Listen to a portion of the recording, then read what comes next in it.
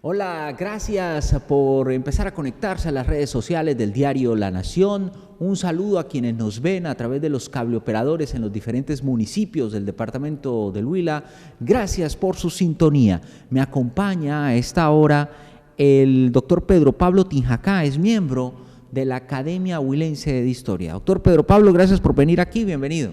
Jesús Antonio, buenos días, muchas gracias por la invitación. Doctor Tinjacá, lo hemos invitado porque están surgiendo propuestas alrededor del cementerio central de Neiva, de convertirlo en patrimonio cultural, de convertirlo en sitio de atracción turística. ¿Usted qué opina? Sí, efectivamente, la Academia de Historia del Huila ha participado últimamente en algunas reuniones que se han convocado. Una antropóloga, Eloísa Lamilla, hace unos años hizo su tesis en una maestría, un doctorado sobre el cementerio y nos hizo recapacitar un poco en lo que hay allí. Hay una historia de más de 135 años, que es lo que tiene este cementerio, y por ahí, como tú decías, hay personajes importantes, hay toda una historia, las familias que van allí. Hemos creído conveniente plantear de que debe ser un sitio de memoria histórica, un parque de memoria histórica donde haya universidades, donde haya investigadores y, como tú dices también, que pueda ser como una parte turística donde va mucha gente. Hay cementerios en el mundo, en París, aquí en Argentina, en Bariloche, que son ejemplo mundial, o sea, a donde la gente va a visitar y a ver parte de esa memoria. Además de que es algo muy humano, ¿no? De que la gente va allá a contarle las penas a sus familiares, a sus muertos. En el cementerio hay casos en donde hay gente que va a rezar y a pedir milagros, a muchos, como en todos los cementerios del mundo. Entonces sí estamos por esa situación de que sea patrimonio histórico, cultural, y algo adicional, y es que hemos encontrado que hay flora y fauna extraordinaria. Hay ceibas de más de 100 años, hay árboles de más de 100 años que deben preservarse. La CAN está enterado de eso, va a hacer una visita en ese sentido, porque pensamos que es parte de preservar también este medio ambiente. ¿Ve entonces usted viable que esto se produzca, el de convertir el cementerio central de Neiva en un sitio o en un atractivo turístico? Yo creo que sí, ha habido reuniones con la curia que pues administra el sitio, está manejándolo. Ellos han sido muy asequibles, han participado mucho en las discusiones desde su punto de vista. Consideran de que pues si se traslada debe asignarse otro sitio.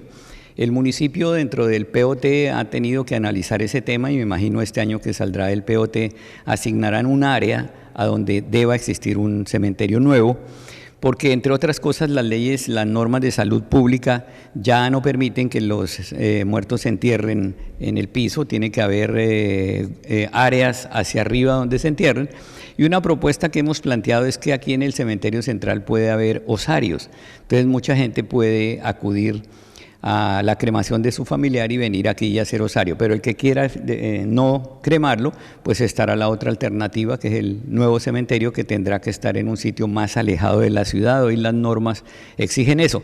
Este cementerio fue alejadísimo de la ciudad hace 135 años, hoy está en el centro. Sí, doctor Tinjacá, históricamente, ¿qué representa el cementerio central de la ciudad de Neiva dentro de las investigaciones, dentro de los debates que ustedes hacen como Academia Huilense de Historia? Hay cosas tan interesantes debido a que el Huila, desafortunadamente, y el Tolima Grande, en cierto modo, tienen mucha historia perdida. Hay archivos que se han quemado, muchos intencionalmente, desafortunadamente. Había gente que no quería que se supiera toda la historia. El Tolima Grande en el siglo XIX brilló por muchos de sus representantes, cosas importantes como el Colegio Santa Librada, que es de 1856, donde florecía la cultura, donde florecía el sector liberal en esa época, pero luego a finales del siglo, con la Guerra de los 1000 días, el sector conservador y la Iglesia principalmente, con unas ideas pues un poco retardatarias, ocultaron toda esa historia por muchísimas décadas. Hoy se trata de recuperar eso, y allí en el cementerio está mucha de esa historia.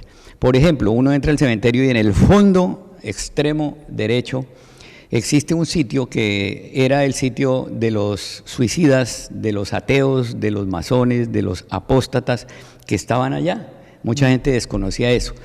Está allá Reinaldo Matiz, alguien de que mucha gente ocultó su historia y es una de las personas más importantes del sur colombiano. Trajo la luz eléctrica, trajo las primeras industrias, trajo las duchas, trajo la aviación, el primer avión acá a través de Escata lo trajo Reinaldo Matiz y fue asesinado. Muchos dicen que él murió como Jorge Eliezer Gaitán, o sea, es el Jorge Eliezer Gaitán de Neiva, del sur colombiano, y allá está enterrado. Está Régulo Perdomo, un magistrado importantísimo, aparece como uno de los fundadores de la Cámara de Comercio, o sea, hay toda una serie de personas allá que nos han servido para ir recuperando esa historia. Muchos de ellos tienen sus familiares, esos familiares tienen documentos en sus casas, o sea, hemos ido llegando a esos sitios que nos han permitido conocer parte de esa historia. Existen mausoleos muy, muy bonitos, como el de Cándido Leguízamo, o sea, el ejército tiene ahí su mausoleo, la policía tiene toda su gente que murió en esta lucha fratricida que tuvimos por muchos años. Existen los motoristas, existen los educadores, los periodistas tienen también un mausoleo, o sea, hay una historia por donde uno quiera cogerla. Por ejemplo, la antropóloga ha querido trabajar un tema como es el feminicidio, es simplemente recorrer las tumbas de todas esas mujeres que han muerto en ese sentido y con su familia se construye toda la historia. Yo he tocado un tema que es el de los accidentes de tránsito, la gente que se muere por accidentes de tránsito es terrible. Y cada tumba donde hay un muerto de esos, pues tiene una historia que contar.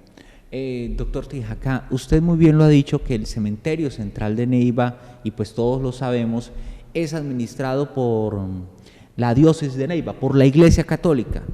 El obispo, Monseñor Froilán Casas, recientemente consultado sobre este tema de si convertir el cementerio central de Neiva en patrimonio cultural, en patrimonio histórico del departamento del Huila, él está de acuerdo, pero dice él o condiciona esa declaratoria a que esto no se convierta en un culto a los muertos. ¿Usted qué opina?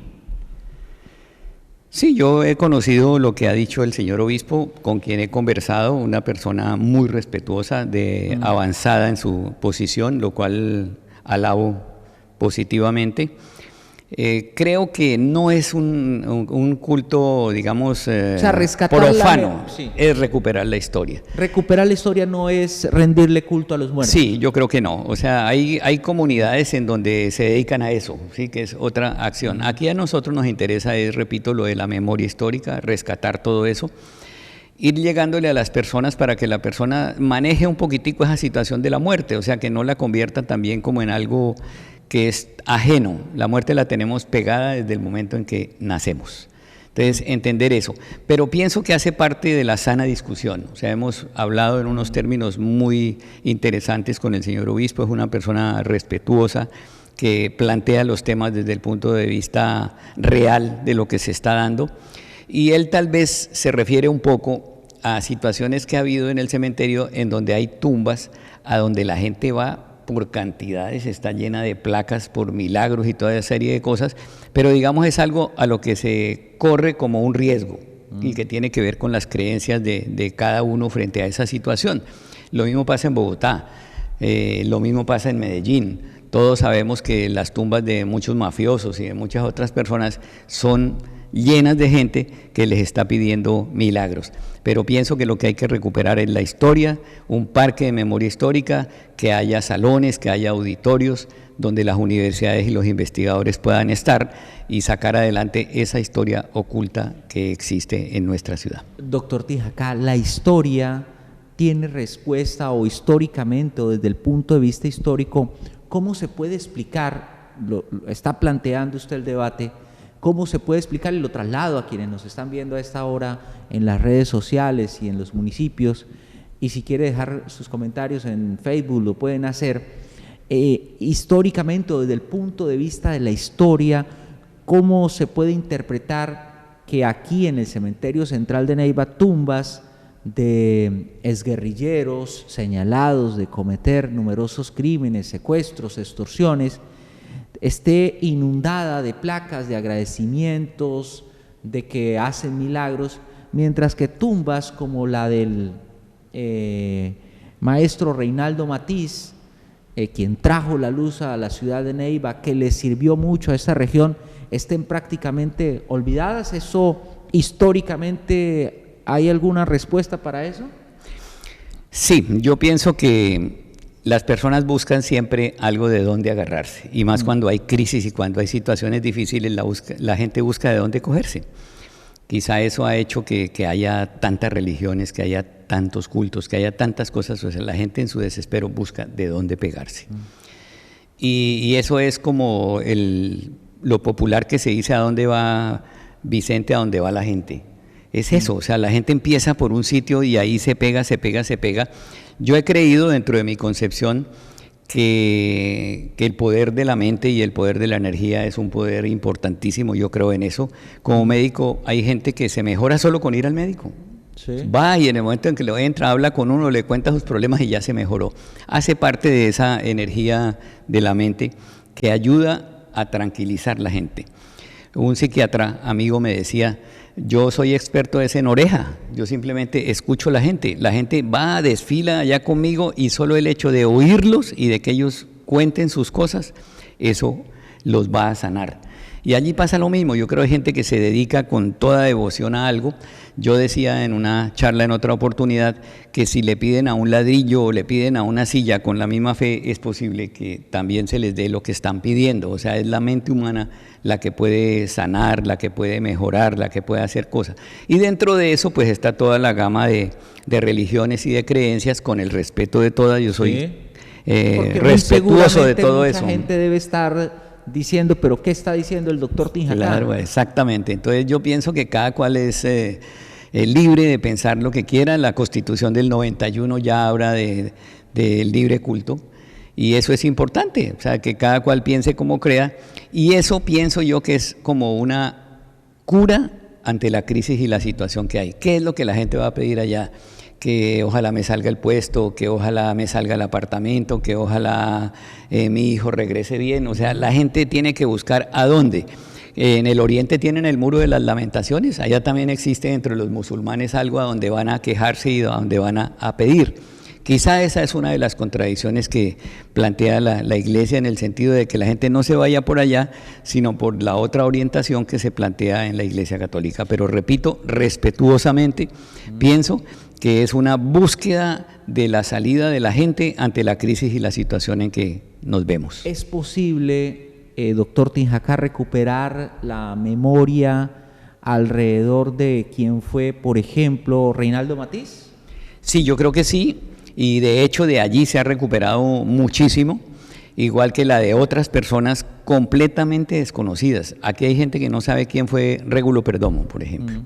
Muchísimo. Yo le pregunto a 100 personas y acaso una o dos me van a decir quién es Régulo Perdomo. Entonces vamos a tratar de recuperar eso. Y aprovecho para decirte una cosa, ya que has hablado de los exguerrilleros y de toda esta situación. Allí hay una parte del cementerio muy importante, que es un mausoleo a los no identificados. Sí.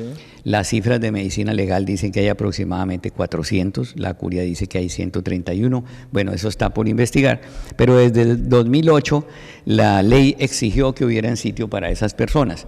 Allí hay de todo, allí hay guerrilleros, debe haber personas desaparecidas, posiblemente secuestrados, de pronto uno no puede saberlo. Sí.